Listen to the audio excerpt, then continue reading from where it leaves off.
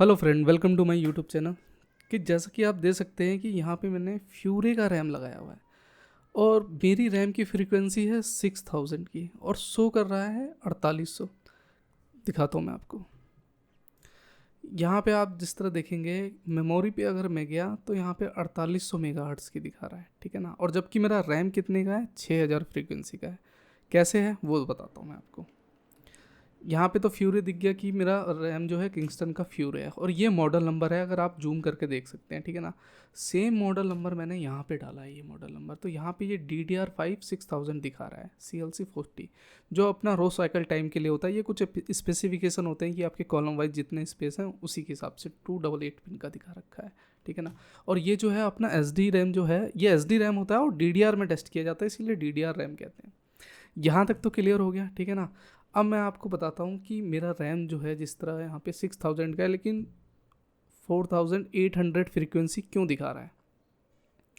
तो आप यहाँ पे देखेंगे, सबसे पहले मैं आपको ये दिखाता हूँ कि यहाँ आप आ जाइए तो मेरा बोर्ड देखेंगे UD-Z790 UD-AX है, ठीक है। यहाँ पे मैं आपको दिखा भी देता हूँ कंप्यूटर पे। ये देखिए जिस तरह मैंने ये ओपन करके रखा हुआ है, यहाँ पे देखेंगे गीगाबाइट टेक्नोलॉजी कंपनी लिमिटेड का Z790 UD-AX मदरबोर्ड है मेरा, ठीक है। यही मैंने जो है अपना Z790 UD-AX ओपन किया हुआ है। अब यहाँ पे देखेंगे कि डुअल चैनल DDR4 सपोर्ट करने के लिए कह रहा है, ठीक है ना, कि हाँ भैया आपका इतना कर सकता है।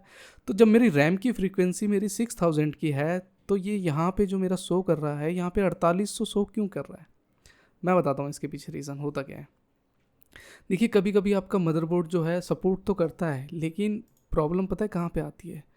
प्रॉब्लम आती है कि जब आपका यहाँ पे अगर आप देखेंगे, कहाँ गया, यहाँ देखेंगे तो आपका इंटेल का i9 14900K का प्रोसेसर है। मतलब आपका कितना है, 14 जनरेशन प्रोसेसर है, ठीक है ना, i9 का।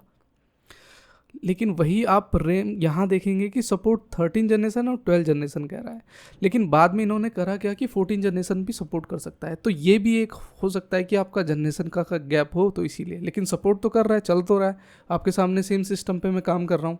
तो ये भी एक रीज़न हो सकता है। जो मैंने टेक्निकल से पूछा था तो उसने ये भी बताया कि ये एक रीज़न हो सकता है आपका, इसीलिए वहाँ पर वो 4800 फ्रीक्वेंसी सपोर्ट कर रहा है। लेट से मैं एक छोटा सा एग्जाम्पल देता हूँ कि आप कोई 64 GB सपोर्टेड अपना कोई मदरबोर्ड खरीदिए, ठीक है ना, और उसमें 128 GB का रैम आप लगा सकते हैं। उसमें कैसे लगाएंगे, नहीं लगा सकते। लेकिन अगर मान लो 64 के 2 लगा दिया आपने, तो ये हमने पहले सर्वर में करके देखा था। तो उसमें होता क्या है कि वो दिखाएगा ही तो 64 GB, लेकिन है 128 GB की रैम है, क्योंकि वहाँ पे आपका जो सिस्टम है वो उसकी शो करने की कैपेसिटी ही नहीं है वहाँ पे। लेकिन काम तो स्पीड से कर रहा है ना, 4800 मेगाहर्ट्ज़ का दिखा रहा है, लेकिन मेरा जो चल रहा है वो तो अपना 6000 फ्रीक्वेंसी पे चल रहा है। तो उसने बताया था कि ये भी सबसे बड़ा फॉल्ट हो सकता है। तो इसीलिए जब भी फ्यूचर कभी भी खरीदें, Z790 UD-AX मैंने लिया था और मैंने कंफर्म किया था कि 14 जनरेशन है। क्यों? क्योंकि उस टाइम पे ORX ए जो था मदरबोर्ड, वो साला मार्केट में आना ही बंद हो गया था।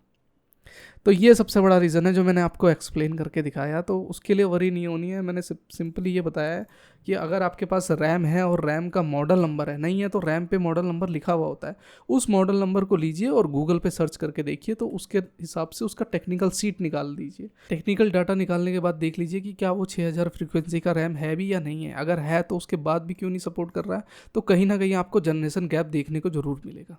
ठीक है फ्रेंड, तो अच्छा लगा तो लाइक करिएगा। मिलते हैं एक ऐसी नई इंटरेस्टिंग वीडियो के साथ में, तब तक के लिए बाय बाय।